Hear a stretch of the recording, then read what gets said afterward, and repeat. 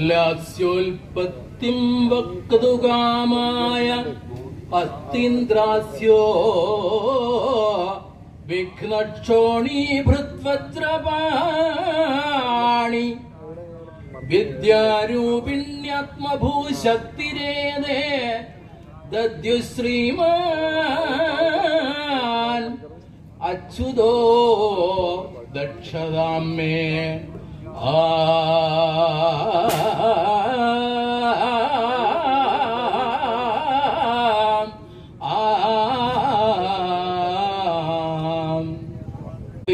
വിഘ്നക്ഷോണീന്ദ്രപാണി ലാസ്യോൽപത്തിം വക്തുകാമായ അസ്തീന്ദ്രാസ്യോ വിഘ്നക്ഷോണീഭൃത്വജ്രപാണി വിദ്യാരൂപിണി ആത്മഭൂശക്തി ദത്യോ ശ്രീമാൻ Achyuta ദക്ഷതാ may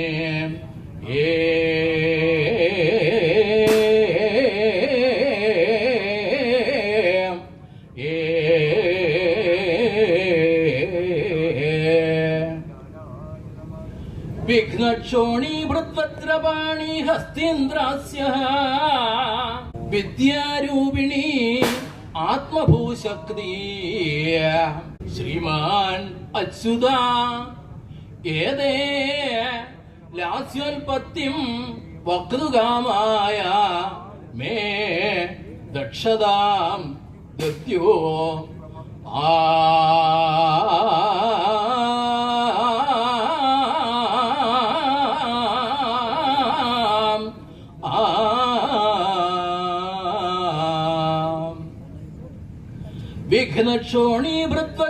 വിഘ്നക്ഷോണീഭൃത്വജ്രപാണിയായിരിക്കുന്ന ഹസ്തീന്ദ്രാസ്യനും വിദ്യാരൂപിണിയായിരിക്കുന്ന ആത്മഭൂശക്തിയും ശ്രീമാനായിരിക്കുന്ന Achuthan ഇവര് ലാസ്യോൽപത്തിയെ വക്തുകാമനായിരിക്കുന്ന എനിക്കായിക്കൊണ്ട് ദക്ഷതയെ ദാനം ചെയ്യണമേ.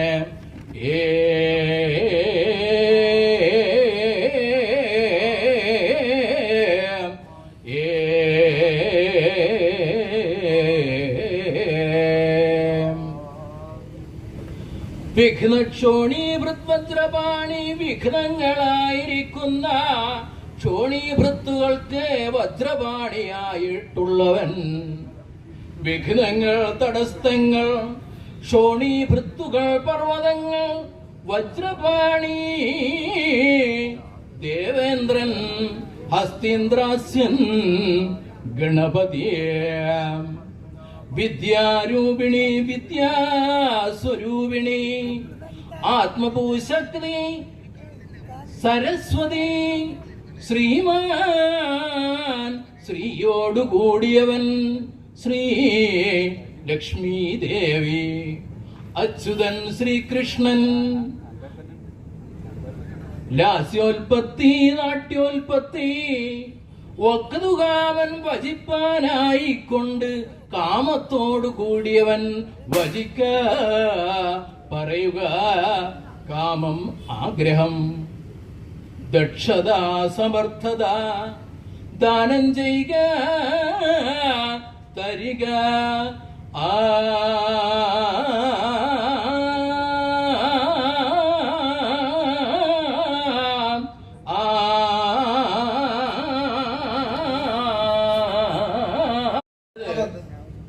ശ്രീനാരായണൻ ഗുരുക്കളുടെ കാവ്യനിസ്സനം കൊണ്ട് പരമപവിത്രമായ ഈ മണ്ണില് അദ്ദേഹത്തിന്റെ തന്നെ ഒരു കാവ്യം ചൊല്ലാൻ സാധിച്ചതിൽ എനിക്ക് വളരെ സന്തോഷമുണ്ട്. കാരണം അദ്ദേഹത്തിന്റെ ശിഷ്യ പരമ്പരയിൽ നിന്ന് എനിക്ക് കിട്ടിയതാണ് ഈ ശ്ലോകം.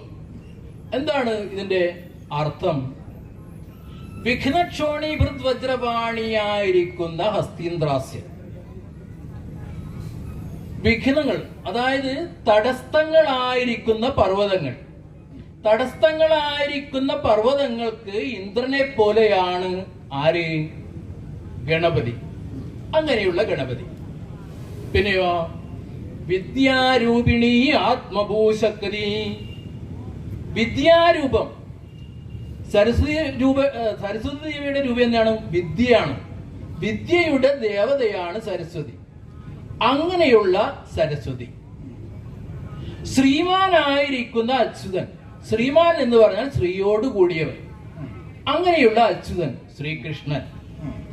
ഇവര് ലാസ്യോൽപത്തിയെ വക്തുകാവനായിരിക്കുന്ന എനിക്കായിക്കൊണ്ട്.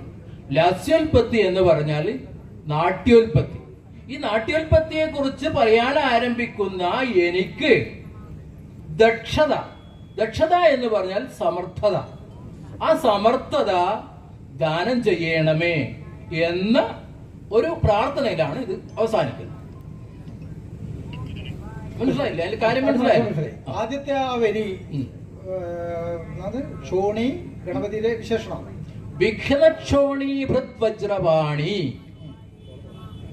അവിടെ ദേവേന്ദ്രനെ പോലെ ആണെന്ന് പറഞ്ഞല്ലേ? ആര്? അതായത് വിഘ്നത്തെ നശിപ്പിക്കുന്ന കാര്യത്തിൽ ഗണപതി ദേവേന്ദ്രനെ പോലെയാണ്. ഗണപതിയെ പോലെ ആണ് ഇന്ദ്രൻ എന്ന് പറയുന്നതിൽ കുഴപ്പമില്ല. പദങ്ങൾ വിട്ടു. അതിന്റെ പദങ്ങൾ വിട്ട് അതിനെ വിഗ്രഹിച്ചാൽ അർത്ഥത്തിൽ പൂർണ്ണത എത്തൂല. അതായത് വിഘ്നക്ഷോണി ഭൃദ്വജ്രപാണി. പണ്ട് കാലത്ത് പർവ്വതങ്ങൾക്ക് ചിറകുകൾ ഉണ്ടായിരുന്നു അത്രേ. അപ്പൊ ആ ചിറകുകളെ അരിഞ്ഞത് ആരാണ്? ഈ വജ്രപാണിയായ ഇന്ദ്രനാണ്. പറയട്ടെ, വിശദീകരിക്കട്ടെ. അപ്പോൾ അങ്ങനെയാണ് മൈനാക പർവ്വതം പോയി സമുദ്രത്തിൽ ഒളിച്ചത് എന്നൊരു കഥയുണ്ട്. അപ്പോൾ വിഘ്നക്ഷോണി ഭൃദ്വജ്രപാണി അത് പരമ്പരിത രൂപകമാണ്. വിഘ്നങ്ങളെ പർവ്വതങ്ങളായിട്ട് കൽപ്പിച്ചു. പിന്നെയോ വിഘ്നങ്ങളെ പർവ്വതങ്ങളായിട്ട് കൽപ്പിച്ചു. അത് അപ്പോൾ എന്തായി? പിന്നെ ഇന്ദ്രനാണല്ലോ പിന്നെ ഈ പർവ്വതങ്ങളുടെ ചിറകരിഞ്ഞത്. അപ്പോൾ വിഘ്നങ്ങളായിരിക്കുന്ന പർവ്വതങ്ങൾ, ആ പർവ്വതങ്ങളുടെ ചിറക് നശിപ്പിച്ചവനാണ് ആര്? ഇന്ദ്രൻ. അപ്പോൾ ഇവിടെ ഗണപതി ഗണപതിയായി ആര്? ഈ ഇന്ദ്രൻ. ഇവിടെ ഇന്ദ്രനാണോ പ്രധാനം, ഗണപതിയാണോ പ്രധാനം? ഗണപതിയാണ്. അങ്ങനെയാണെങ്കിൽ ഉപമാനമായ ഉപമാനം ഏതാണ്? ഇന്ദ്രനാണ്. അപ്പൊ ഇന്ദ്രനെ പോലെ ഈ ഗണപതി നമ്മുടെ വിഘ്നങ്ങളെ നശിപ്പിക്കുന്നു എന്ന് പറയുമ്പോൾ ഇന്ദ്രനെ പോലെ എന്നുള്ളത് ഉപമാനമാണ്. അപ്പൊ ഉപമയത്തെ അടിസ്ഥാനമാക്കി ഏതിനാണ് പ്രാധാന്യം വേണ്ടത് ശരിക്കും? അല്ല, നിങ്ങള് അങ്ങനെയല്ല ഉപയോഗിക്കേണ്ടത്. ഏതുപോലെയാണോ പർവ്വതങ്ങളുടെ ചിറകുകൾ ഇന്ദ്രൻ അറുത്തത്, അങ്ങനെയാണ്. നിങ്ങൾ വിട്ടിട്ടാണ് പദങ്ങളെ വിട്ടിട്ട് വിഗ്രഹിച്ചാൽ അർത്ഥത്തിലേക്ക് എത്തൂല. പദങ്ങളെ വിട്ട് അതിനെ വ്യാഖ്യാനിച്ചാൽ നമ്മളുടെ അർത്ഥത്തിലേക്ക് എത്തൂല. എന്റെ സംശയം അധ്യക്ഷനോട് ഞാൻ പറയാം. എന്റെ സംശയം ഇന്ദ്രനാണ് ഈ പർവ്വതങ്ങളുടെ പക്ഷത്തെ ഛേദിക്കുന്നത്. അങ്ങനെ അപ്പൊ ഉപമാനം അതുപോലെയാണ് ഇദ്ദേഹം ഇത് ചെയ്യുന്നതെന്ന് പറയുമ്പോൾ ഉപമാനം ഏതാണ്? ഇന്ദ്രനാണ്. എപ്പോഴും നമുക്ക് പ്രധാന അപ്രധാനം ചിന്തിക്കുമ്പം ഉപമാനം പ്രധാനവും ഉപമേയം അപ്രധാനവുമാണ്. ഉപമേയം ഏതാണ്? വർണ്ണ്യവസ്തു ഏതാണ്? ഗണപതിയാണ്. അങ്ങനെയാണ് ഇത് ശരിയാവുക. ഒന്ന് ആ പദങ്ങൾ വ്യാഖ്യാനിക്കുമ്പോൾ ഉണ്ടാകുന്ന ഏറ്റക്കുറച്ചുകളാണ് ഇവിടെ സംഭവിക്കുന്നത്. വിഘ്നമാകുന്ന പർവ്വതം, ചോണീവൃത്ത് എന്ന് പറഞ്ഞാൽ പർവ്വതം എന്നാണ്. ഭൂമിയെ നിൽക്കുന്നത് മഹീധരങ്ങളുടെയൊക്കെ പര്യായം. ഞാൻ പറയട്ടെ വിഘ്നമാകുന്ന മഹീധരങ്ങളുടെ പക്ഷമറുക്കുന്നവനാണ് ദേവേന്ദ്രൻ. അതേപോലെ ആ വിഘ്നം ഇല്ലാതാക്കുന്നവൻ ഹരി ഗണപതി. വിഘ്നത്തെ ഇല്ലാതാക്കുന്നവൻ, പർവ്വതങ്ങളുടെ ചിറകിനെ ഇറക്കുന്നവൻ ആരാര്? ദേവേന്ദ്രൻ. ആ ദേവേന്ദ്രനെ പോലെ ഇവിടെ വിഘ്നത്തെയാണ് ഇല്ലാതാക്കുന്ന ഗണപതി. വിഘ്നം തന്നെയാണ്. ഇല്ല, ഇവിടെ എങ്ങനെയാണ് ഉപമാനോപമയാണില്ലേ? ഉപമാനോപയങ്ങൾ വരാനുണ്ടത്രേ. ദേവേന്ദ്രനെ പോലെ ഇദ്ദേഹം ഈ പണി അല്ല ഞാൻ പറഞ്ഞത്. ദേവേന്ദ്രനെ പോലെ ഈ പണി ഗണപതി ചെയ്യുന്നു എന്ന് പറയുമ്പോൾ പ്രധാനം ഗണപതിക്ക് കിട്ടണം. ഇതിപ്പോ എന്താ പറയോ, അത് നിങ്ങൾ കിട്ടിയില്ല. പറയുന്ന ഏത് അത് കിട്ടുന്നില്ല. അല്ല കിട്ടിയിട്ടെങ്കിൽ വലിയ പ്രശ്നമില്ല. ഞാൻ കിട്ടിയില്ല, പറയാം. എനക്ക് പ്രശ്നമുണ്ട്. അല്ല, പ്രശ്നമില്ല. ഞാൻ കാണിച്ചു തരാം അങ്ങനെ പ്രയോഗങ്ങള്. അല്ല ഇവിടെ അങ്ങനെ പ്രശ്നമില്ല. അല്ല പണിക്കച്ച അങ്ങനെയുള്ള പ്രയോഗം തന്നെ കാണിച്ചു തരാം. നട ഇവ തനുതേ നാട്യലീലാം മനോജ്ഞാം. അത് വേറെ, അത് വേറെ, അത് വേറെ. നട ഇവ ആരെ കുറിച്ചാ പറയുന്നത്? ശ്രീ പരമേശ്വരനെ കുറിച്ച്. ശ്രീ പരമേശ്വരനെ കുറിച്ച് പറയുന്ന സമയത്ത് അദ്ദേഹം നടനെ പോലെയാണ്. നടനെ പോലെയാണെന്ന് പറയുമ്പോൾ ആ ഉപമാനവാചിയായ ശബ്ദം ഏതാണ്? നടനാണ്. അപ്പൊ അതിന് ഉത്കർഷം ഇല്ല. അപ്പൊ ഉത്കൃഷ്ട ശബ്ദങ്ങളാണ് ഉപമാനവാചിയായി പ്രയോഗിക്കുന്നതെങ്കിൽ ഇവിടെ അതിന്റെ പ്രശ്നങ്ങൾ ഇല്ല, വരുന്നില്ല. വരുന്നില്ല. ഇവിടെ വരുന്നില്ല. പവിത്രമണിക്കരെ ഇവിടെ വിഘ്നമാകുന്ന പർവ്വതങ്ങൾ അല്ലെ, വിഘ്നവും പർവ്വതത്തിലാണ് ഉപമാനോപയങ്ങൾ. വിഹിതമാകുന്ന പർവ്വതങ്ങളെ ഛേദിക്കുന്നതാരെ? ഛേദിക്കുന്നത് ദേവേന്ദ്രൻ, ഇന്ദ്രൻ. ഇന്ദ്രൻ. ആ ഇന്ദ്രനെ പോലെ അങ്ങനെയല്ല. ആ ഇന്ദ്രനെ പോലെ അർത്ഥം പറഞ്ഞു. അങ്ങനല്ല, പർവ്വതങ്ങളുടെ ചിറകുകൾ ഛേദിക്കുന്നതിൽ ദേവേന്ദ്രന്റെ പോലെ വിഘ്നങ്ങളെ ഗണപതി ഇല്ലാതാക്കുന്നു. അങ്ങനെയാണ്, വിഘ്നങ്ങളെ ഗണപതി ഇല്ലാതാക്കുന്നു. പോലെന്ന് പറഞ്ഞിട്ട് കഴിഞ്ഞു. അല്ലെ, അങ്ങനെ പോലെയല്ല പറഞ്ഞിട്ടില്ല. അങ്ങനെ പറയേണ്ട ആവശ്യമില്ല. പല പ്രാവശ്യം പറഞ്ഞു. അതുപോലെ ദേവേന്ദ്രൻ എങ്ങനെയാണോ പർവ്വതത്തിന്റെ ചിറക് ഛേദിക്കുന്നത് കാലത്ത് സമയത്ത് പറഞ്ഞതാണ്. അങ്ങനെയല്ല. നിങ്ങൾ രണ്ടാളത്ത് നേരെയാക്കിയാൽ മതി, എനക്ക് പ്രശ്നമൊന്നുമില്ല. നേരാക്കേണ്ട പ്രശ്നം വരുന്നില്ല. നേരെയാക്കാനില്ല. ഇവിടെ തെറ്റിപ്പോയിട്ടുണ്ടെങ്കിലോ നേരെയാക്കണ്ടു. തെറ്റ് അതിലില്ല. തെറ്റെന്ന് ഞാൻ പറഞ്ഞിട്ടില്ലോ. ആ പ്രയോഗത്തില് വിഘ്നങ്ങളായിരിക്കുന്ന ക്ഷോണീയ വൃത്തുകൾക്ക് വജ്രപാണിയാണ് എന്ന് പറഞ്ഞാലേ തെറ്റെന്ന് ഞാൻ പറഞ്ഞു. ആ ഞാൻ പറഞ്ഞത് പ്രയോഗത്തിന്റെ ബാബു പണിക്കർ പറഞ്ഞത് തെറ്റായി പോയി എന്ന് പറഞ്ഞിട്ടല്ലേ ഞാൻ പറഞ്ഞിട്ടില്ല. ഞാനും പറഞ്ഞിട്ടില്ല. ആ പ്രയോഗം അങ്ങനെയല്ല. ആ ശ്ലോകങ്ങൾ വ്യാഖ്യാനിക്കുമ്പോൾ മനുഷ്യത്വപരമായ നമ്മളിൽ വന്നു ചേരുന്ന ചില അപകടങ്ങൾ മാത്രമേ ഉള്ളൂ. അപ്പൊ അത് ഇപ്പൊ ദേവേന്ദ്രൻ എങ്ങനെയാണോ പർവ്വതങ്ങൾ ചേർത്തത് അതുപോലെ അവിടെ അറുക്കുക എന്നുള്ളതാണ്. ഇവിടെ വിഘ്നങ്ങളെയാണ് പെടുത്തുന്നത്. വിഘ്നങ്ങളെയാണ്, ഗണപതിനെയല്ല. ഗണപതിയല്ല സാക്ഷ്യപ്പെടുത്തുന്നത്. വിഘ്നങ്ങളെ അറുക്കുന്ന ആരാണ്? ഗണപതിയാണ്. അപ്പൊ പിന്നെ എങ്ങനെയാണ് ദേവേന്ദ്രനെ പോലെയാവുന്നത്?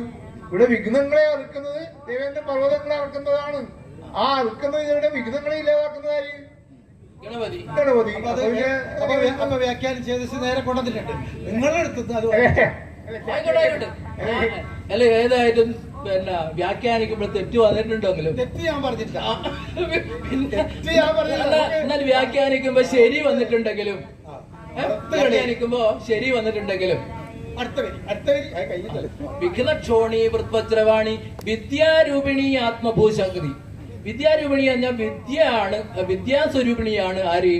സരസ്വതി ദേവി. ആത്മഭൂവിന്റെ ശക്തി, ആത്മഭൂ എന്ന് പറഞ്ഞാല് ബ്രഹ്മാവാണ്. ബ്രഹ്മാവിന്റെ ശക്തിയാണ് ഈ സരസ്വതി. വിദ്യാരൂപിണി. ഈ വിദ്യ എന്ന് പറയുന്നത് അറിവാണ്. വിദ്യ എന്ന് പറഞ്ഞാൽ അറിവ് നേടാ. അല്ല വിദ്യ എന്ന് പറഞ്ഞാൽ അറിവ് നേടാ പറഞ്ഞിട്ടില്ലേ? അതാ എവിടെയാ പറഞ്ഞിട്ടില്ലേ? പറയണം. വിദ്യ എന്ന് പറഞ്ഞാൽ അറിവാണ് എന്ന് എവിടെയാ പറഞ്ഞിട്ടുള്ളത്? വിധിജ്ഞാനെ എന്നാണ് ആ ശബ്ദത്തിന്റെ ധാതു. വിദ്യയാണ് ആ വിദ്യ എന്ന ജ്ഞാനം എന്നാണ് അറിവ്. അതിലെന്താ ഉള്ളത് ചോദിക്കാൻ? എന്താണ് വിദ്യ എന്ന് പറഞ്ഞാല് ഞാൻ നിങ്ങളോട് ചോദിക്കും. നിങ്ങളാണ് അങ്ങനല്ല. ഈ ചോദ്യം ചോദിക്കുന്നതിൽ ഒഴിഞ്ഞു മാറാൻ പാടില്ല. ഇപ്പൊ ഒഴിഞ്ഞു മാറില്ല. നിങ്ങള് ചോദിക്കുമ്പോ ഒഴിഞ്ഞു മാറുന്നതല്ല. നിങ്ങള് ഇപ്പോൾ എന്റെ അവസരമാണ്. താങ്കളുടെ ശ്ലോകത്തിൽ വിദ്യാസ്വരൂപിണി എന്ന് കണ്ടു. അവിടെ എനിക്കുള്ളൊരു സംശയം രണ്ടെണ്ണം. ഒന്നിപ്പം പിന്നെ വിദ്യ എന്നതിന് എന്താണ് ഒരു ലക്ഷണം താങ്കൾ കൊടുത്തത്? താങ്കളുടെ ശ്ലോകത്തിലാണ് ചോദ്യം, എന്റെ ശ്ലോകത്തിലല്ല. അത് ഞാൻ പറയൂലേ. അതുകൊണ്ട് വിദ്യ എന്ന് പറഞ്ഞാൽ ആ വിദ്യക്കൊരു ലക്ഷണം. വിദ്യ കൈകാര്യം ചെയ്യുന്നവരാണല്ലോ നമ്മള്. പഠിക്കന്മാരായ ആൾക്കാര് വിദ്യ കൈകാര്യം ചെയ്യുന്നവരാണ്. അപ്പൊ സ്വാഭാവികമായിട്ടും വിദ്യ എന്ന് പറഞ്ഞാൽ എന്താണ് ഒരു ലക്ഷണം നമ്മുടെ കയ്യിലുണ്ടാവണം. ആ ഉക്കത്തുണ്ടാവണം. അപ്പൊ ഏതായാലും വിദ്യ എന്ന് പ്രയോഗിക്കുമ്പോൾ ഇത് പഠിച്ചിട്ട് വരുന്നത് നിങ്ങൾക്ക് അറിയില്ലേ? സർവശാസ്ത്രേഷു അധികതമ പ്രത്യയ സവിഷയ വിദ്യ. സർവശാസ്ത്രങ്ങളിലും അധികതമ ഏറ്റവുമുള്ള പ്രത്യയ സവിഷയ ജ്ഞാനമാണ് വിദ്യ. സർവശാസ്ത്രേഷു അധികതമ പ്രത്യയ സവിഷയ വിദ്യ എന്നാണ് വിദ്യക്ക് ലക്ഷണം കൊടുത്തത്. ജ്ഞാനമാണ് വിദ്യ എന്ന് പറയാൻ പാടുണ്ടോ? ജ്ഞാനമാണെന്ന് വിദ്യ എന്നങ്ങനെ പറയല്? പറഞ്ഞാൽ എന്താ? ജ്ഞാനം എന്ന് പറഞ്ഞാൽ നമ്മുടെ ഇപ്പൊ അമരകോശത്തിൽ മോക്ഷേധീർ ജ്ഞാനം അന്യത്ര വിജ്ഞാനം ശില്പശാസ്ത്രയോഹോ. മോക്ഷേധീഹി ജ്ഞാനം, മോക്ഷവിഷയമായ അറിവാണ്, മോക്ഷമായിട്ടുള്ള ഈശ്വരനുമായി ബന്ധപ്പെട്ട മോക്ഷപരമായിട്ടുള്ള അറിവാണ് ജ്ഞാനം. മറ്റ് വിജ്ഞാനമാണ് മറ്റ്. സാധാരണ നമ്മൾ അറിവ് അതെ നിങ്ങൾ പറഞ്ഞ എനിക്ക് ആ വരിയിൽ മനസ്സിലായി. മോക്ഷേതി ജ്ഞാനമന്യത്ര വിജ്ഞാനം ശില്പശാസ്ത്രയോഹോ. അപ്പൊ വിജ്ഞാനം എന്ന് പറഞ്ഞിട്ടില്ലല്ലോ. ഈ ശാസ്ത്രകാരൻ ഇങ്ങനെ തന്നെയാ പ്രയോഗിച്ചിട്ടുള്ളത്. സർവശാസ്ത്രേഷു അധികതമ പ്രത്യയ സവിഷയ. പ്രത്യയ പ്രയോഗിച്ചത് ജ്ഞാനം എന്നല്ല. ഞാനതിനെ വ്യാഖ്യാനിക്കുമ്പോൾ അറിവ് എന്ന് എല്ലാ അർത്ഥമുള്ള ജ്ഞാനം എന്ന പ്രയോഗം ഞാൻ വ്യാഖ്യാനിച്ചതാണ്. അത് ശരിയല്ല എന്നല്ലേ പറയുന്നത്? അത് ശരിയാണെങ്കിൽ വിജ്ഞാനമാണ് എന്ന് പറയണം. പറയണം. അവിടെ തിരുത്തിയാ മതി. വിജ്ഞാനം സർവശാസ്ത്രേഷു അധികതമ പ്രത്യയ. പ്രത്യയ ശബ്ദത്തിന് അവിടെ വിജ്ഞാനം എന്ന് പറയണം. അംഗീകരിച്ചു. തീർന്നല്ല? തീർന്നില്ലേ? തീർന്നില്ല. എന്താ പറയാ തരക്കൂട്ടല.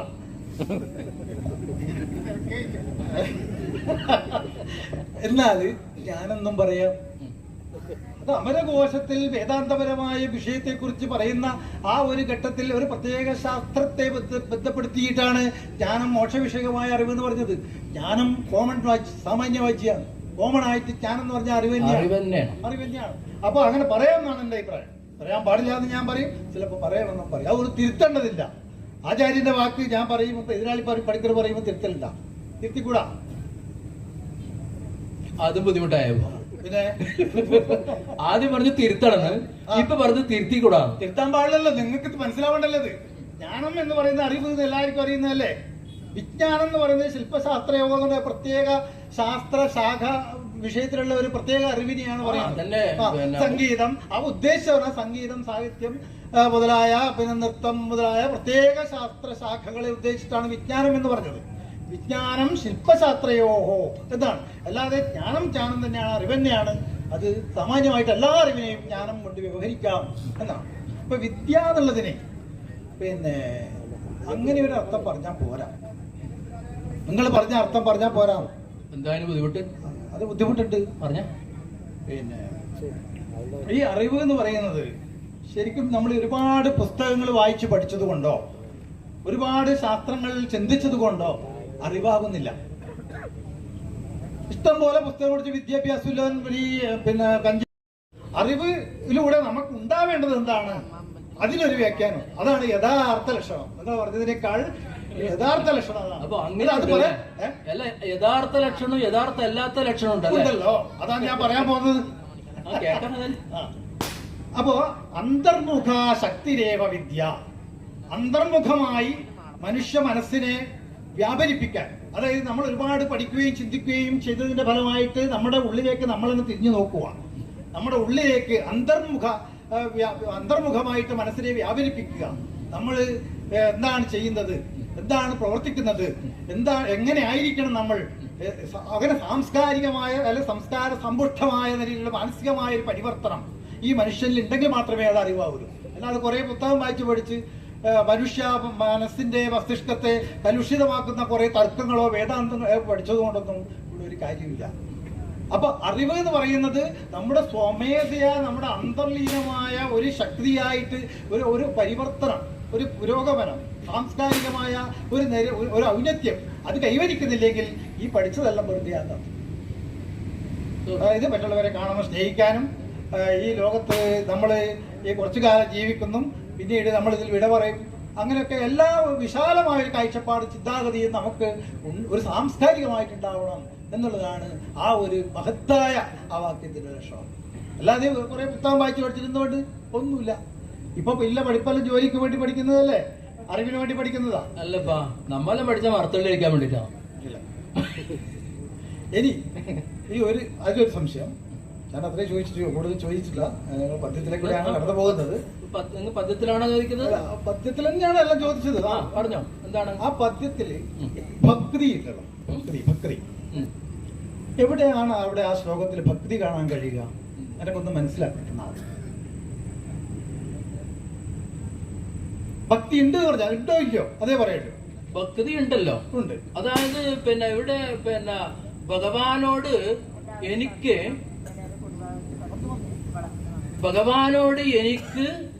എന്താണ് സമർത്ഥത തരേണമേ എന്ന് ഭഗവാനോട് പ്രാർത്ഥനാരൂപമായ ഭക്തിയാണ്.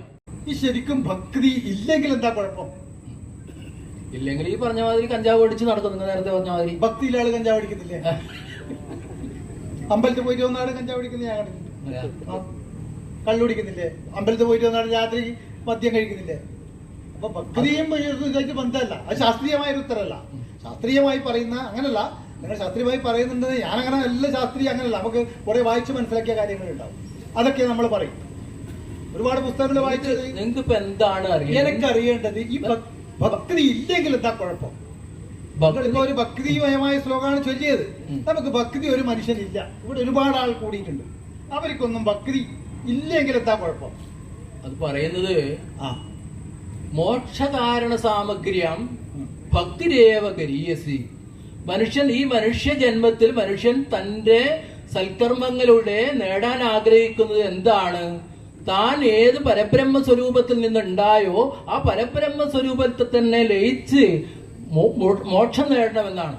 അപ്പൊ അതിലേക്കുള്ള ഒരു വഴിയാണ് എന്ത്? ഭക്തി. മോക്ഷകാരണ സാമിഗ്രം ഭക്തിരേവ ഗരീയസി. ഭക്തി തന്നെയാണ് മോക്ഷത്തിലേക്കുള്ള വഴി എന്ന് പറയുന്നുണ്ട്. അപ്പൊ ഭക്തി ഇല്ലാത്തവന് മോക്ഷം ഉണ്ടായില്ല എന്നാ പറയുന്നത്. അപ്പൊ ഈ വരി വെച്ചിട്ട് ഇനിയിപ്പോ ചിലപ്പോ വേറെ അടുത്ത് നിങ്ങൾക്ക് പിന്നെ വേറെ എന്തെങ്കിലും വെച്ച് നിങ്ങൾക്ക് ഇതിനെ ഖണ്ഡിക്കാൻ ചിലപ്പോ ഉണ്ടാവും. ഉണ്ടെങ്കിലും പറ. അല്ല, അത് ഒരു ആചാര്യ പറഞ്ഞത് ശരിയാണ്. ഭക്തി എന്ന് പറയുന്നത് നമുക്ക് ആത്യന്തികമായ മോക്ഷത്തിലേക്ക് നയിക്കുന്ന ഒരു ഘടകമാണെന്നുള്ളത് ശരി. പക്ഷെ അത് എൻ്റെ ഒരു അഭിപ്രായമാണ്. നിങ്ങളുടെ സഹൃദയം എന്നുള്ള നിലയിൽ നിങ്ങളത് അനുവദിക്കും എന്നല്ലേ ഞാനത് പറയുന്നത്. എൻ്റെ ഒരു അഭിപ്രായം പറ. അതായത്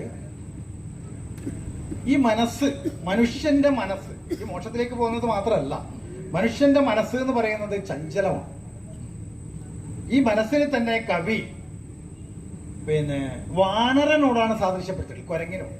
കാരണം കുരങ്ങിന്റെ സ്വഭാവം എങ്ങനെയാണ്? ഇവിടെ തുള്ളി അപ്പുറം, അപ്പുറത്ത് തുള്ളി അപ്പുറം. അങ്ങനെ കുരങ്ങി ഒരു ചഞ്ചലത്തിന്റെ ഒരു പ്രതീക. അത് ആ ഒരു ശ്ലോകം ഞാൻ അവതരിപ്പിക്കാം. അതായത് ശിക്ഷിക്കേണം വിടാതിന്നധിക ജബലനാം, ശിക്ഷിക്കേണം വിടാതിന്നധിക ജബലനാം എൻ മനോവാനരത്തെ. എന്റെ മനസ്സാകുന്ന വാനരനെ, മനസ്സ് പലപ്പോഴും വാനരനാണെന്ന് പറഞ്ഞല്ലോ, ആ മനസ്സാകുന്ന വാനരനെ ശിക്ഷിക്കണം. അതായത് ഈ ദശചഞ്ചലങ്ങൾ എന്ന് പറഞ്ഞിട്ട് ഒരു സാധനം അതിൽ പെട്ടതാണ് ഈ മനസ്സും, അതിൽ പെട്ടതാണ് ഈ കുരങ്ങനും. അപ്പൊ ശിക്ഷിക്കേണം വിടാതിന്നധിക ജബലനാം എൻ മനോവാനരത്തെ. എന്റെ മനസ്സാകുന്ന വാനരനെ ശിക്ഷിക്കണം എന്ന് ആരോട് പറഞ്ഞ? ശിവനോട് പറയുന്നു. കുക്ഷിക്ഷേമാർത്ഥമാശാതരിവിലും അധമാം കാട്ടിലും ചാടിടുന്നു. ഈ കുരങ്ങൻ എന്ത് ചെയ്യുന്നു? കുക്ഷിക്ഷേമാർത്ഥം. കുക്ഷിക്ഷേമം എന്ന് പറഞ്ഞാൽ തന്റെ ആഹാരം വയറ് നിറക്കുന്നതിന് വേണ്ടിയിട്ട് ആശാതരിവിലും ആഗ്രഹമാകുന്ന വൃക്ഷത്തിലും അഘമാം, അതായത് പാപമാകുന്ന കാട്ടിലും സഞ്ചരിച്ചു കൊണ്ടിരിക്കുന്നു. പാപമാകുന്ന കാട്ടിൽ പറഞ്ഞാൽ ഇപ്പൊ നമുക്ക് ട്രെയിനിൽ നിന്ന് നമ്മളെ ഗോവിന്ദസ്വാമി ഉന്തിയിട്ടു അല്ലെ, ഒരു കുട്ടിയെ ഉന്തിയിട്ട് കൊലപ്പെടുത്തി. ഇപ്പോഴും അടുത്ത കാലത്ത് ഒരു ട്രെയിനിൽ നിന്നൊരു കുട്ടിയെ ഉന്തിയിട്ട് അപായപ്പെടുത്താൻ ശ്രമിച്ചു, അല്ലെങ്കിൽ അപായപ്പെടുത്തി. അപ്പൊ അങ്ങനെ നടക്കുന്നതായ ഇതൊക്കെ എന്താണ്? ഈ മനോവാനരൻ, മനസ്സാകുന്ന വാനരന്റെ പ്രവർത്തനമാണ്. ഇത് നേരത്തെ പറഞ്ഞ മദ്യമായാലും മദ്യത്തിൽ ആസക്തി, വേണ്ടാന്ന് വെച്ചാൽ പിന്നെയും കുടിക്കാൻ തോന്നുന്ന ആസക്തി ഈ മനോവാനരന്റെ ഒരു നിലയാണ്. അങ്ങനെയുള്ള കുക്ഷിക്ഷേമ അർത്ഥം ആശാതരിവിലും മഖമാം കാട്ടിലും ചാടിടുന്നു. പാപമാകുന്ന കാട്ടിലും ചാടുന്നു. അങ്ങനെയാണ് ഗോവിന്ദസ്വാമി പോലുള്ള കുറെ ആൾ. നമുക്ക് എല്ലാവരും എടുത്ത് പറയാമെങ്കിൽ പെട്ടെന്ന് ഓർമ്മയിൽ വന്നത് ഇപ്പൊ നടന്ന സംഭവം കൂടിയാണ്. അതൊക്കെ ഈ വാനരന്റെ മനസ്സിന്റെ ഈ ഓട്ടം കൊണ്ട് സംഭവിച്ചിട്ടുള്ള ദുരന്തമാണ്. പിന്നീട് കുക്ഷിക്ഷേമാർത്ഥമാശ ഭക്ഷിച്ചിടുന്നു ദുഃഖാസ്പദ വിഷയതരുക്കൈകളെ. എന്നിട്ടോ ഭക്ഷിച്ചിടുന്നു ദുഃഖത്തിന് ആസ്പദമായ വിഷയങ്ങളാകുന്ന വൃക്ഷങ്ങളെ. ആ വിഷയങ്ങളാകുന്ന വൃക്ഷങ്ങൾ എന്ന് പറയുന്നത് ഈ കാട്ടിൽ വൃക്ഷങ്ങൾ ഉണ്ടാവുമല്ലോ, വിഷവൃക്ഷങ്ങൾ ഉണ്ടാവൂലേ, അതുപോലെ ഇവിടെ ഭക്ഷിച്ചിടുന്നു ദുഃഖാസ്പദ വിഷയതരു കൈകളെ ദക്ഷഹാരേ. അപ്പൊ ഓരോ സംഭവങ്ങൾ നടന്നിട്ട് വിഷങ്ങൾ കഴിച്ചിട്ട് ഇപ്പൊ ജയിലിൽ കിടക്കും അല്ലെ, ഓരോ ദുരന്തങ്ങൾ ഏറ്റുവാങ്ങി നമ്മൾ ജയിലിലും അവിടെയും അല്ല അടികൊള്ളുന്നു, കത്തിക്കൊത്തു കൊള്ളുന്നു. അങ്ങനെ പല സംഭവങ്ങളും ദുരന്തങ്ങളും ഈ ലോകത്ത് നടക്കുന്ന ഈ മനസ്സാകുന്ന വാനരന്റെ പ്രവർത്തനമാണ്. എന്നിട്ടോ ദക്ഷാരേ ഭക്തിയാകും, ദക്ഷാരേ ഭക്തിയാകും കയറുടനരയിൽ കെട്ടിയിട്ടന്തികത്തിൽ. അതുകൊണ്ട് ഈ വാനരനാകുന്ന എന്റെ മനസ്സിനെ അങ്ങയുടെ അന്തികത്ത് സമീപത്ത് വേറെ കെട്ടിയാൽ അയാള് കയറ് പൊട്ടിച്ചിട്ട് പോകും. അപ്പൊ അതുകൊണ്ട് നിങ്ങളുടെ അരിവത്ത് തന്നെ സാക്ഷാൽ പരമശിവന്റെ സമീപത്ത് തന്നെ ഈ മനസ്സാകുന്ന വാനരനെ ഭക്തിയാകുന്ന കയറ് കൊട്ടി കെട്ടിയിടണം. ഇതിൽ നിന്ന് നമുക്ക് മനസ്സിലാവുന്നത് ഭക്തി കൊണ്ട് മനുഷ്യന്റെ ചാബല്യത്തെ ഇല്ലാതാക്കാൻ, മനുഷ്യ മനസ്സിനെ നല്ല ഒരു തേജോന്മുഖമായ ഒരു മനസ്സാക്കി മാറ്റാൻ, നിഷ്കളങ്കമായ നിർമ്മലമായ പവിത്രമായ മനസ്സാക്കി മാറ്റാൻ സഹായിക്കുന്ന ഒരു ഘടകമാണ് ഈ വാനരനെ പോലും അദ്ദേഹത്തിന്റെ അരികിൽ ബന്ധിക്കുന്നതിലൂടെ അദ്ദേഹം നല്ലൊരു മനുഷ്യനായി ഔന്നത്യത്തിലേക്ക് പറന്നു വരാൻ സഹായിക്കുന്ന ഒന്നാണ് ഭക്തി എന്നാണ് ഈ പറഞ്ഞത്. അതായത് മനസ്സ് എന്ന് പറയുന്നത് സങ്കല്പമാണ്. അത് പറയുന്നത് സങ്കല്പം തന്നെയാണ് മനസ്സെന്നറിക നീ, സങ്കല്പത്തിങ്കൽ നിന്ന് വേറിടാ മനസ്സെന്നും, സങ്കല്പം എവിടത്തിലുണ്ടായിടുന്നു, അങ്ങനെ പറയുന്നത്. അപ്പോ ഈ ഇത് നിങ്ങൾ പറഞ്ഞ ഈ ചഞ്ചലത്തുണ്ടല്ലോ, എന്നാൽ അതിന്റെ ഇടയിൽ കയറല്ല. സങ്കല്പമാണ് മനസ്സ്. ഇപ്പോൾ പിന്നെ ശാസ്ത്ര ഗ്രന്ഥങ്ങളൊക്കെ പറയുന്നത് ഈ യുദ്ധങ്ങൾ ജനിക്കുന്നത് മനുഷ്യന്റെ മനസ്സിലാണ്. അത് പിന്നെ ഒരു രാജ്യത്തിന്റെ തലവനാണെങ്കിലോ അവിടെ എന്താകും? രാജ്യത്തിന്റെ പിന്നെ സേനാപതിക്കോ അല്ലെങ്കിൽ രാഷ്ട്രപതിക്കോ പ്രധാനമന്ത്രിക്കോ അവരുടെ മനസ്സിൽ യുദ്ധം ചെയ്യണം, അന്യരാജ്യത്തെ തകർക്കണം എന്ന ഒരു ചിന്ത മനസ്സിലുണ്ടായാൽ യുദ്ധം നടക്കും. അല്ല. അപ്പോൾ അവിടെ എന്താണ് ഈ പിന്നെ ഇതൊക്കെ ഇങ്ങനെയാണെങ്കിലും അവസാനം പറയുന്നത് ഈ മനസ്സ് ഉണ്ടാവുന്നത് എവിടുന്നാണ്?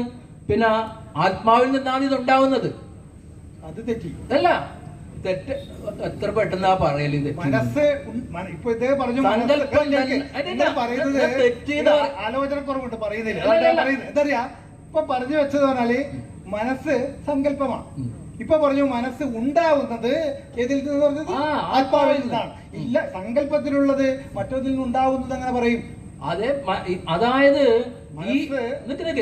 അതായത് ഈ മനുഷ്യ ശരീരത്തിൽ ഉള്ള ആത്മാവ് അത് ജീവാത്മാവ്, മേലെയുള്ളത് പരമാത്മാവ്. കേക്ക് അതിന്റെ ഇടയിൽ കയറില്ല. അപ്പൊ ഈ ജീവാത്മാവ് ഈ മനസ്സിന്റെ സമ്പർക്കം കൊണ്ട്, അതായത് ഓരോ ശരീരത്തിനും ഓരോന്നിനും വ്യഞ്ജിപ്പിക്കാനുള്ള കഴിവുണ്ട്. ഇപ്പോൾ ഒരു പിന്നെ ഒരാൾ ജനിക്കുമ്പോൾ ചില ആള് അന്ധനായി ജനിക്കുന്നു. എന്തുകൊണ്ട്? ആ കണ്ണിന്റെ കാഴ്ച ശക്തി വ്യഞ്ജിപ്പിക്കാനുള്ള ശക്തി അദ്ദേഹത്തിന്റെ ശരീരത്തിന് ഇല്ലാത്തത് കൊണ്ടാണ്. അപ്പോൾ ഈ ശരീരം മാറുന്നതിനനുസരിച്ച് മനസ്സും മാറും. ശരീരം മാറുന്നതിനനുസരിച്ച് അത് എങ്ങനെ കിട്ടുന്നത്? അദ്ദേഹത്തിന്റെ പാരമ്പര്യം കൊണ്ട് കിട്ടുന്നതാണ്. അപ്പോൾ മനസ്സ് ആത്മാവിൽ നിന്ന് ഉണ്ടാകുന്നതാണെന്ന് വേദാന്ത ഗ്രന്ഥത്തിൽ കൃത്യമായി പറഞ്ഞിട്ടുണ്ട്. വേദാന്തത്തിൽ പറഞ്ഞത് കൊണ്ടാണ് ഞാൻ പറയുന്നത്, അല്ലാണ്ട് വെറുതെ പറയുന്നതല്ല. അങ്ങനെ പറഞ്ഞാല് നിങ്ങൾ അതിനെക്കുറിച്ച് കൃത്യമായ ഉത്തരം പറഞ്ഞ് മനസ്സിലാക്കി കൊടുക്കുക. അത് നിങ്ങൾക്ക് മനസ്സിലാക്കി ഞാൻ ഉത്തരവാദി. അങ്ങനെ പറഞ്ഞോളാം. മനസ്സ് എന്ന് പറയുന്നത് സങ്കല്പമാണ്. സങ്കല്പം എന്ന് പറയുന്നത് ഉണ്ടാവുന്നതല്ല, ഉള്ളതാണ്. നമ്മൾ ജനിക്കുമ്പോ തന്നെ നമ്മുടെ മനസ്സുണ്ട്. അത് ഉണ്ടായി എന്ന് പറയാൻ പറ്റില്ല. ഉണ്ടായി എന്ന് പറഞ്ഞാൽ അതിന് ഉറവിടം കണ്ടെത്താം. മനസ്സുണ്ട്, ഉണ്ടായതാണെങ്കിൽ എങ്ങനെ ഉണ്ടായി എന്ന് അന്വേഷിച്ചാൽ അതിന് ഉറവിടം നമുക്ക്. അതായത് ഇപ്പൊ മനസ്സിൽ നിന്നാണ് ഈ സങ്കല്പങ്ങളൊക്കെ ഉണ്ടാകുന്നത് എന്ന് പറഞ്ഞാല്, ഇപ്പൊ ഞാൻ പറഞ്ഞ ഉദാഹരണം ഉണ്ടല്ലോ, എന്താണ്? പിന്നെ മനുഷ്യന്റെ മനസ്സിലാണ് യുദ്ധം ഉണ്ടാകുന്നത്. ആ യുദ്ധം എന്നത് സത്യമല്ലേ? മനുഷ്യന്റെ മനസ്സിൽ യുദ്ധം ഉണ്ടായ, അവൻ യുദ്ധം ചെയ്യാൻ ആഗ്രഹിച്ചാൽ ആ യുദ്ധം ഇവിടെ ഈ ലോകത്ത് നടക്കുന്നുണ്ടല്ലോ. അപ്പോൾ അത് സത്യമല്ലേ? അല്ലേ? ആക്ഷേപം സമയം അതിക്രമിച്ചു പറയുന്നുണ്ട്. അതിൽ എന്താ ആക്ഷേപം? ആത്മാവിൽ നിന്ന് ഒന്നും ഉണ്ടാകുന്നില്ല. ആത്മാവിന് പ്രവർത്തനം ഇല്ലല്ലോ. സർവാകാരം നിരാകാരം, അത് പരമാത്മ പരബ്രഹ്മസ്വരൂപമാണ് ആത്മാവ്. അതിൽ നിന്നൊന്നും ഉണ്ടാവുന്നില്ല. അതിനെല്ലാം സാക്ഷി, ഈ പ്രപഞ്ചത്തിലെ ജീവജാലങ്ങൾക്ക് സാക്ഷിഭൂതമായി നിലകൊള്ളുന്ന ഒരു ശക്തി ചൈതന്യമാണ് ഈ ബ്രഹ്മം. അല്ലാതെ ഈ ആത്മാവിൽ നിന്നൊന്നും ഉണ്ടാവുന്നില്ല. അതിൽ ആത്മാവിൽ നിന്ന് മനസ്സുണ്ടായി എന്ന് പറയുന്നതും ശരിയല്ല. ആത്മാവും മനസ്സും തമ്മിൽ ഒരു ബന്ധവുമില്ല. ആത്മാവ് അങ്ങനെയാണെങ്കിൽ മനസ്സോട് യോജിക്കുന്ന ആത്മാ മനസ്സാ സംയുജ്യ എന്ന് പറയുന്നത് അത് പ്രത്യേകം താർക്കികൻ പറഞ്ഞതാ. ആയിക്കോട്ടെ, താർക്കികന്മാർ ഞാൻ പറയാ പവിത്രമണിക്കറേ, താർക്കികന്മാർ ഇത് മർത്തോടിയല്ല, അത് ജീവാത്മാവാണ്. ജീവാത്മാവാണ്. ജീവാത്മാവിനെ തന്നെ പറയുന്നത്, ജീവാത്മാവിനെ തന്നെയാണ് ഇവിടെ പരാമർശിക്കുന്നത്. അങ്ങനെ പറഞ്ഞിട്ടില്ല. മനോവിമർശ രൂപം ബുദ്ധി നിശ്ചയാത്മിക എന്ന് പറഞ്ഞില്ലേ? അപ്പൊ താർക്കികന്മാരെന്ന് പറഞ്ഞാൽ യുക്തിയുക്തമായി പറയുന്നവരാണ്. യുക്തിയുക്തമായി പറയുന്നവര് അവര് പറയുന്നത് മനസാ ആത്മാ മനസാ സംയുജ്യതേ മന ഇന്ദ്രിയേണ ഇന്ദ്രിയമർത്ഥേന. നമുക്ക് എങ്ങനെയാ ഒരു വസ്തു കാണുന്നത്? അങ്ങോട്ട് നോക്കൂ, എന്നോട് പറയുന്നത് എന്റെ ആത്മാവ് പറഞ്ഞു അങ്ങോട്ട് നോക്കൂ. ഞാൻ അങ്ങോട്ട് നോക്കുന്ന ആത്മാവ് പറയണം. അപ്പൊ ആത്മാവ് മനസ്സോട് പറയണം, മനസ്സ് ഇന്ദ്രിയത്തോട് പറയണം, കണ്ണോട് പറയണം നീ നോക്ക്, എന്നിട്ടാണ് അർത്ഥത്തെ കാണുന്നത്. അത് താർക്കികന്റെ ഭാഷ. താർക്കികന്റെ പ്രത്യേക ഭാഷയാണ്. താർക്കികന് യുക്തിയുക്തമായിട്ടാണ് പറയുന്നത്. അതേപോലെ തന്നെ നിങ്ങൾ നേരത്തെ പിന്നെ ഭക്തി എന്ന് പറഞ്ഞ ബ്രഹ്മചര്യ നിഷ്ഠയാണ്. ഞാൻ ഭക്തിക്കെതിരല്ല. അല്ലല്ല, ഞാൻ പറഞ്ഞത് നിങ്ങൾ പറഞ്ഞതുകൊണ്ട് നിങ്ങൾ പ്രൊഫഷണൽ ബാധിക്കണ്ട. പവിത്ര മണിക്കർ ഇങ്ങനെ പറഞ്ഞുകൊണ്ട് പറഞ്ഞതല്ല, നിങ്ങളുടെ പരാമർശ വിഷയം ഞാൻ പറഞ്ഞതേ ഉള്ളൂ. അപ്പൊ ഭക്തി ഇല്ലെങ്കിൽ എന്താ എന്ന് പറയുന്ന സമയത്ത് ശബരിമല സീസണിൽ ഒരാള് മാലയിട്ട് മുദ്രയണിഞ്ഞ് ശബരിമലക്ക് പോകുന്നു. എന്നാൽ ശബരിമല ഭക്തിയിൽ പ്രധാനം എന്താണ്? ബ്രഹ്മനിഷ്ഠയാണ്, ബ്രഹ്മചര്യമാണ്. എന്നാൽ ബ്രഹ്മചര്യമില്ലാതെ ഒരാള് പിന്നെ ഭക്തി എന്ന് പറഞ്ഞു അങ്ങോട്ട് പോയി ശബരിമലക്ക് പോയി. അതിൽ ഈ ഭൂതനാഥ സർവസ്വന്തോനെ വലിയ പുസ്തകമുണ്ട്. അതിൽ പറയുന്നത് നിങ്ങൾ പിന്നെ അങ്ങനെ പോയിട്ടുണ്ടെങ്കിൽ അവിടെ ഭഗവാനെ കാണുക മറ്റു കാര്യങ്ങളല്ല. പൈസ ഇല്ലാത്തവൻ ബസാറിൽ പോയാൽ എന്താ കാര്യം? അവന്റെ കയ്യിൽ പൈസയില്ല, അവൻ ടൗണിൽ പോയി ഒരുപാട് കാഴ്ചകൾ കാണുന്നുണ്ട്. അതേപോലെ പോയിട്ട് വന്നു, അതൊന്നും വാങ്ങാൻ പറ്റിയില്ല. അതാണ് ബുധസരസ് വ്യക്തമായിട്ടും പറയുന്നുണ്ട്. ഞാൻ ശ്ലോകം ചൊല്ലി പറയുമ്പോൾ സമയം എടുക്കുന്നുണ്ടോ ശ്ലോകം ചൊല്ലാത്തത്. അപ്പൊ അതുകൊണ്ട് ഭക്തി ഇല്ല എന്ന് പറയുന്നത് അതിന്റെ ഭാഗമല്ല. ഭക്തി ഇല്ലാതെന്ന് പറഞ്ഞാൽ അതിന് ഈ മനസ്സിന്റെ തന്നെ മറ്റൊരു ഭാവമാണ്. അപ്പൊ മനസ്സ് എപ്പോഴും ചഞ്ചി ചലിക്കുന്നതാണ്. അതാണ് പഞ്ചദശികാലം പറഞ്ഞ മനോവിമർശ രൂപം ബുദ്ധി നിശ്ചയാത്മിക. ബുദ്ധിയാണ് പറയുന്നത് അത് വേണ്ട, അത് വേണ്ട, ഇതാണ്. അപ്പോ വിഷയങ്ങള് സംഘാടകർ വന്നിട്ട് 2 പ്രാവശ്യം എന്നോട് പറഞ്ഞു ഇനി പൂരക്കളി നടക്കാനുണ്ട്. അപ്പൊ അത് അവിടെ എന്തായാലും അവസാനിപ്പിക്കുന്ന പിന്നെ വിളക്ക് പൂജയും കഴിയാറായി. അപ്പൊ നമുക്കിവിടെ പൂരക്കളി അവതരിപ്പിക്കാനുള്ള സമയമായി. നിങ്ങളെ കളി കാണാൻ വേണ്ടിയിട്ട് കാത്തിക്കുന്നുണ്ട്. അപ്പൊ അവർക്ക് മോശമല്ലാത്ത ആ മർത്തുകളിൽ ചെറിയ പരിച്ഛേദം എന്ന് പറയാം, അത് നിങ്ങളിവിടെ അവതരിപ്പിച്ചു. നന്നായിട്ട് അവതരിപ്പിച്ചിട്ടുണ്ട്. നിങ്ങൾ നല്ല വിഷയങ്ങളാണ്, ശ്രോതാക്കളെ പിടിച്ചിരുന്ന ശ്രോതാക്കൾക്ക് ഇഷ്ടപ്പെടുന്ന വിഷയങ്ങളാണ് നിങ്ങൾ സംസാരിച്ചത്. അതിൽ വളരെയധികം പിന്നെ ചാരിതാർത്ഥ്യമുണ്ട്, നിങ്ങൾക്ക് രണ്ടാൾക്കും അവകാശപ്പെടാം. അതുകൊണ്ട് നല്ലൊരു മർത്തുകളി കാഴ്ചവെച്ച ഇരു പണിക്കന്മാർക്കും സംഘാടക സമിതിയുടെ അഭിനന്ദനങ്ങൾ ഉൾപ്പെടുത്തുന്നു. ഒരിക്കൽ കൂടി ഈ കാണികൾക്കും ഈ മർത്തുകളി സഹകരിച്ച് എന്താ പറയുക മറ്റൊന്നും ശ്രദ്ധ വിട്ടാണ്ട് മർത്തുകളി മാത്രം ശ്രദ്ധിക്കുന്ന ഒരുപാട് മർത്തുകളി ആരാധകർ നമ്മുടെ ചുറ്റുപാടും കൂടിയിട്ടുണ്ട്. അവർക്കും സംഘാടക സമിതിയുടെ ഹൃദയംഗമായ നന്ദി രേഖപ്പെടുത്തുന്നു. ഒരിക്കൽ കൂടി എല്ലാവർക്കും ഈ മർത്തുകളി ഇവിടെ ഈ പരിചയം ഇന്നിവിടെ അവസാനിക്കുകയാണ്. നമസ്കാരം.